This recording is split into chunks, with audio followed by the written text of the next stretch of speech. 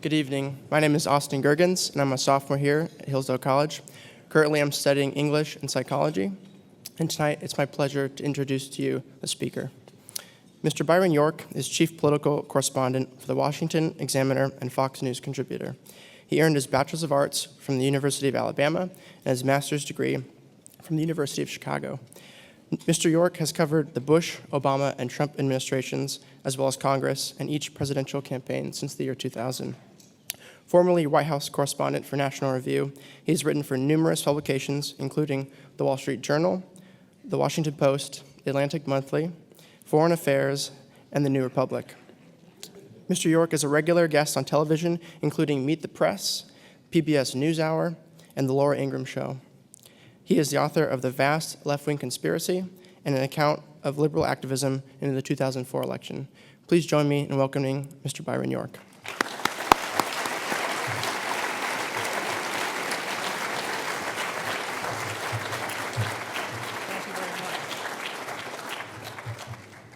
Thank you very much, and thank you for mentioning my contributions to the Atlantic Monthly. I'm very proud of that. Been a few years. Thank you very much for having me tonight. I was delighted to come to Hillsdale. I gave a speech at a Hillsdale event in Chicago a few years ago, and I went on a cruise a couple of years ago that was just fantastic. But I've never actually been to Hillsdale, and it's just a real pleasure to come to this beautiful, beautiful place. And I was delighted to be asked to discuss political scandals.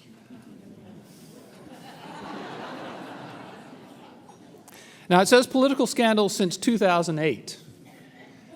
And one of the guests came up to me before dinner and said, "You are going to talk about Bill Clinton, aren't you?" And I said, "Don't you worry, I will." So we're going to go back a little farther than 2008, because I do think that going back 20 years instead of 10 will tell us a lot about today's political battles. I almost view Bill Clinton and Donald Trump as kind of bookends of presidential scandals. If you look at the Clinton years, I mean, there were a lot of scandals, and I loved every one of them. But the two really big ones were a sex scandal and a foreign influence scandal. We hear a lot more about one than the other. And now Trump is dealing with a foreign influence scandal and the beginnings of a sex scandal as well. So I'm going to talk about those and what the different ways in which they were treated may tell us. But first I need to say a couple of things about the Old Independent Counsel Law, because that played a big role in those Clinton scandals. Now, you learned a lot about it today from Professor Marini. This was a post-Watergate reform, the Ethics in Government Act, 1978. Essentially creates a special independent counsel who's like a fourth branch of government. It essentially serves as the research arm of the House Judiciary Committee when it wants to impeach a president.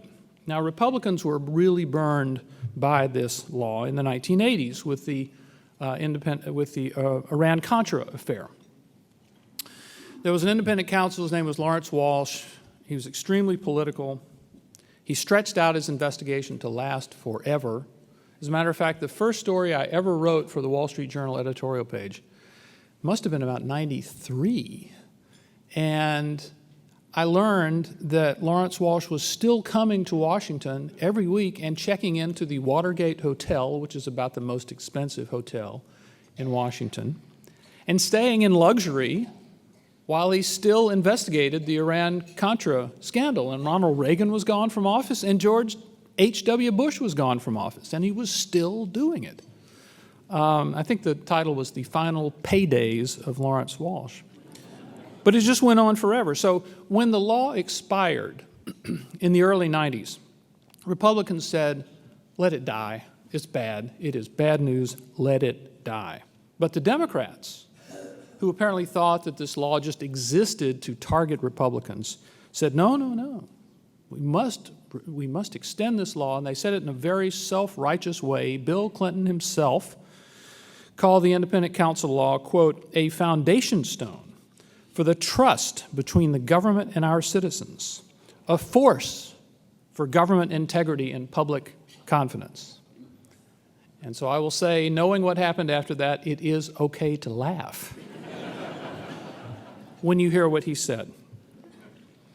Because the Independent Counsel Law rose up and repeatedly bit him on the backside. There were just tons of independent counsels during his time in office. By the time he finished, there were 7. Most of them are totally forgotten today. Do you remember Donald Smaltz? I didn't either. He was appointed to look into Mike Espy's conduct as the Secretary of Agriculture. Totally forgotten. Do you remember David Barrett? Totally forgotten. He was to look into whether Henry Cisneros, who was the housing secretary, paid off his mistress. So there were these 7 independent counsel investigations, and at the top of the pyramid is Kenneth Starr. Now, he is mostly remembered for the Monica Lewinsky investigation, but a lot of his investigation actually was into Clinton's business dealings. That's how the whole thing got started with Whitewater. Now, you've probably heard many reports and commentary today talking about how Robert Mueller has nailed so many people in the Trump circle, that this investigation is already a big success. Well, he would have a long way to go to match Kenneth Starr, who got 15 convictions, not indictments, 15 convictions or guilty pleas, including Jim and Susan McDougal, who were the president's business partners in the Whitewater venture, Webster Hubbell, who was the Clintons' very close friend and a top Justice Department official, and Jim Guy Tucker, who at the time was the sitting governor of Arkansas. This is not nothing. It was a big deal. But the Clinton scandal I wanted to look at tonight, and the one that I think tells us something about today, is the Clinton scandal that did not get an independent counsel. In the 1990s, a hostile foreign power meddled in our presidential election. There were serious questions about whether one party's candidate, the beneficiary, was complicit in that meddling, or at least looked the other way while it was going on. The candidate fiercely resisted the appointment of an independent counsel to investigate. He won, and finally, with only moderate, tepid media interest, it all faded away. The country, of course, doing the meddling was China, and the presidential candidate was Bill Clinton, who was already in the White House and seeking re-election in 1996. Now, if you look back on the press accounts from this era, it is striking how brazen the players were as they went about the task of funneling Chinese and other foreign donations into the Clinton campaign. I mean, it's just amazing in light of the attention that is given to Russian influence in the 2016 election, how much was going on in 1996. Now, the names have mostly been forgotten. Anybody remember Charlie Tree?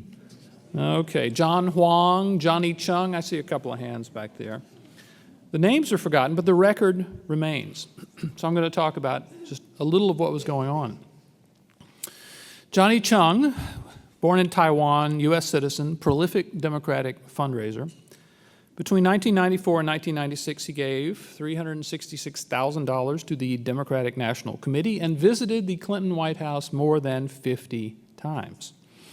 In 1995, Johnny Chung gave a $50,000 check to the First Lady's Chief of Staff at an event on the White House grounds. Just walked up, gave it to her, and was later asked about this, and his memorable explanation was, quote, "I see the White House is like a subway. You have to put in coins to open the gates." For New Yorkers in the audience, that's in the pre-fare card era. But in 1999, Johnny Chung testified before a House committee. And he said that a few years earlier, during the election campaign, 1996, He met with the head of Chinese military intelligence in the basement of a restaurant in Hong Kong. And that top Chinese spy said this: "We really like your president. We hope to see him reelected. I will give you $300,000 US. You can give it to the president and the Democratic Party." I'm going to read you something from the Los Angeles Times, which did a good job reporting on this back in the 90s. Chung's testimony has provided investigators the first direct link between a senior Chinese government official and illicit foreign contributions that were funneled into Clinton's 1996 re-election effort. It is the strongest evidence that the highest levels of the Chinese government sought to influence the U.S. election process. Does any of that sound familiar with what is going on today? Now, in the great tradition of operators, Johnny Chung ended up taking a lot of money for himself, but some of that money from Chinese military intelligence, that would be the People's Liberation Army, made its way into the Clinton campaign and into other Democratic efforts. Chung also testified that he had also contributed money that came from another officer in the People's Liberation Army and from the son of China's top military commander. He pleaded guilty, that is, Chung pleaded guilty to bank fraud, tax evasion, and conspiracy, and was sentenced to probation. Then there was Charlie Tree, who raised $1.2 million in foreign money, for the Clinton Legal Defense Fund. In March 1996, during the campaign, he shows up at the Clinton Defense Fund office in Washington. He has $460,000 in money orders. They are sequentially numbered and filled out with the same handwriting. Nothing suspicious there. He also visited the White House 22 times and pleaded guilty to violating federal election law and was sentenced to probation. Finally, there was John Wong, the Democratic Party fundraiser, raised more than $1.5 million from illegal foreign sources, visited the White House 78 times. He was an agent for an Indonesian businessman whose name was James Riyadi. A Senate committee found that Riyadi had a long-term relationship with Chinese intelligence. Riyadi pleaded guilty to campaign finance violations and was sentenced to probation. As all this news came out in the year after the election, now, this didn't come out until Clinton was safely reelected, there were calls for an independent counsel to investigate. The law was still in effect. The Attorney General at the time, Janet Reno, steadfastly refused. The Justice Department dawdled. Nothing got done. The investigation never reached the level it would have had an independent counsel been appointed. Republicans complained and complained and complained, but Reno never gave in. Now, the scandal was news at the time. I'm sure many of you remember it. Some print outlets, like the LA Times, did a good job in uncovering it, but it received far less coverage on television. Several news outlets basically ignored it. You can watch any given hour, at least without a hurricane, on CNN or MSNBC especially, and hear hours and hours and hours of conversation about Trump and Russia. This, not so much. The rhetoric, too, was restrained. I recently did a nexus search, searching various databases to see if anyone had suggested that President Clinton was guilty of treason because of taking all this money from the People's Liberation Army. And no, people didn't do that, and that's a good thing. So that was the Clinton foreign influence scandal, the one that did not get an independent counsel. Compare it to today, to the public discussion of Trump and Russia. And I will leave it to you as to whether you think coverage of Trump and Russia has been as restrained and cautious as it was in 1996, 7, 8, and 9. But I will talk about something about the Trump-Russia affair that I think is really important, and it does tell us something in real contrast to the Clinton foreign influence scandal. That was because I think we might be in new territory with this Trump-Russia matter, and that is because of the conduct of United States intelligence and law enforcement agencies. Now, a few months ago, I took part in a debate in New York City, and the debate was, does the Russia investigation endanger the rule of law? And I was on the side that argued yes. I had a partner also arguing yes, and that was Alan Dershowitz. Now, a few months ago, I would not have guessed that I would have appeared with Professor Dershowitz discussing a weighty topic in a comedy club in Greenwich Village. But those are the times we live in. So, one of the things I said is that if by endanger the rule of law you mean does it destroy our legal order, threaten our democracy, and I think no, I don't think it does. I don't think the Trump-Russia investigation does that. But if you think it means involves our nation's most powerful law enforcement and intelligence agencies in reckless political conduct that undermines our system of elections and the orderly transfer of power, then yes, I think it does, in fact, endanger the rule of law. And I think there are two incidents that we need to look at more closely that point to the danger of overzealous investigators. The first is that the Justice Department used a law called the Logan Act, which bars private Americans from conducting foreign policy as a pretense to pursue an investigation against the incoming Trump team. Now, for those of you who haven't studied this, the Logan Act was passed in 1799 and has never been used to successfully prosecute anybody. No one has even tried since the 19th century. It's by any practical measure dead. And you can look up the legal concept of desuetude, and you'll see what the Logan Act is, which is it's dead. If you pass a law and you don't enforce it for 200 years, you can't just start. And yet, in the summer of 2016, during the campaign, some prominent Democrats began accusing Trump of violating the Logan Act. They said, remember that time when Trump said, Russia, if you're listening, let's see those emails, those Hillary Clinton deleted emails. Some Democrats called for hearings of that. And after the election, they were stunned, they were angry, and they were watching Trump prepare to undo many of Barack Obama's policies. And some of them turned to the Logan Act. One Democratic representative introduced the One President at a Time Act of 2016, which would specifically subject presidents-elect to the Logan Act. I don't know who that could have been about, or presidents-elect to the Logan Act. John Conyers, who was then the top Democrat on the House Judiciary Committee, asked the Justice Department to investigate Trump for possibly violating the Logan Act.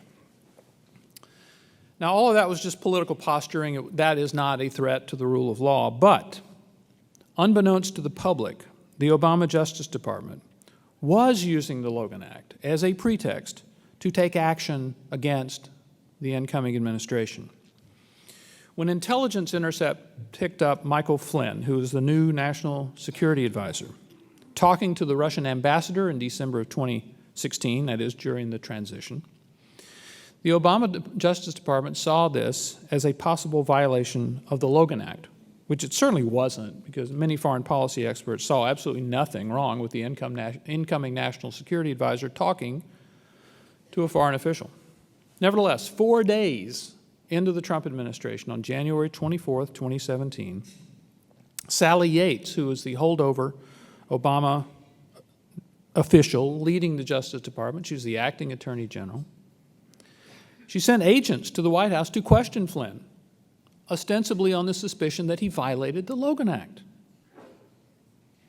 And it was that interview that ultimately resulted in Flynn pleading guilty of one count of lying to the FBI.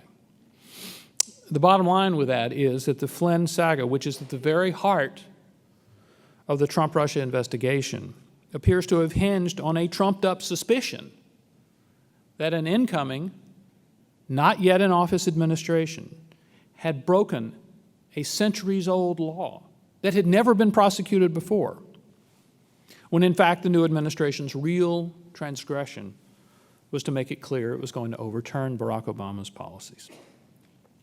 Now, the second incident that I think points to the dangers of overzealous investigation is the FBI's use of the Trump Dossier.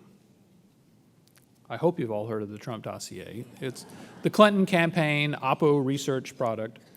The FBI used it as part of its counterintelligence investigation into the Trump campaign. We know that to compile the dossier, a Democratic law firm hired the opposition research group Fusion GPS, who then hired Christopher Steele, that former British spy, who paid a number of Russian collectors, he called them collectors, who then talked to other Russians who provided gossip allegedly about Trump. Most spectacular gossip in that dossier, of course, was the description of Trump in a Moscow hotel room in 2013, watching as prostitutes carried out a kinky sex scene. So Steele takes this material to the FBI, and in a development that I think is still astonishing, the Bureau agrees to pay Steele to keep doing the work, keep gathering dirt on Trump. This is at the height of the 2016 campaign. Even though this deal falls through, the FBI still incorporates the dossier into its Trump-Russia investigation. We all know how they used it to get a wiretap warrant on Carter Page. But in the transition, one of the more stunning scenes of the whole Trump era took place. Early January 2017, Trump is president-elect. The intelligence chiefs, James Comey, John Brennan, Mike Rogers, James Clapper, they traveled to Trump Tower to brief the president-elect on their report about Russian efforts to interfere with the 2016 campaign, which are real, really happened. After the briefing, they have devised a plan by which 3 of them will leave and James Comey will stay one-on-one with Trump. And Trump tells, once they're alone, Trump tells Comey about the Moscow sex scene. We had earlier had reports that said Comey told Trump about the whole dossier. It didn't happen. Comey later said, no, we just talked about the hotel thing. So you imagine this, the very first time the incoming president met the FBI director face to face, the FBI's message was, we know about you and those hookers in Russia, which is, it's kind of astonishing. It's a very J. Edgar Hoover-ish. There's a book called Russian Roulette. Authors are David Korn and Michael Isikoff. They report that Trump immediately felt the FBI was blackmailing him. Trump had seen this sort of thing before, they wrote. Certainly his mentor, Roy Cohn, knew how this worked. So did Comey's famous predecessor, J. Edgar Hoover, who quietly let it be known to politicians that he possessed information that could destroy their careers. How could Trump think otherwise when he gets this briefing? Amazingly enough, the briefing of Trump soon leaks to the media. And it was the fact that top officials had seen fit to brief the incoming president about the dossier that made this a story. They legitimized it and turned it into a story by having this briefing. Within hours, the website BuzzFeed published the whole dossier on the internet. Voila, it's all out in public. Remember that Charles Schumer, the Democratic leader in the Senate, said, as this was happening, he said, you take on the intelligence community, they have 6 ways from Sunday of getting back at you. So, with the Logan Act, Obama holdovers used a dead law as a pretense to push the Trump investigation. With the dossier, they used unverified Oppo research not only to investigate the Trump campaign, but to execute a clever maneuver to make it all public. And this was all done by the nation's top law enforcement and intelligence officials targeting a new president. That is troubling. And so if you look at the Clinton foreign influence campaign, and you look at the Trump foreign influence investigation, you see very, very different things. You see sluggish law enforcement in one. You see overzealous law enforcement in the other. you see a largely uninterested media in one, and you see a fixated media in the other. So those are bookends of political scandal in Washington for the last 20 years, although there are many, many others. And I would be happy to take your questions on any of those or any other subject you might want to bring up. But thank you very much for inviting me this evening.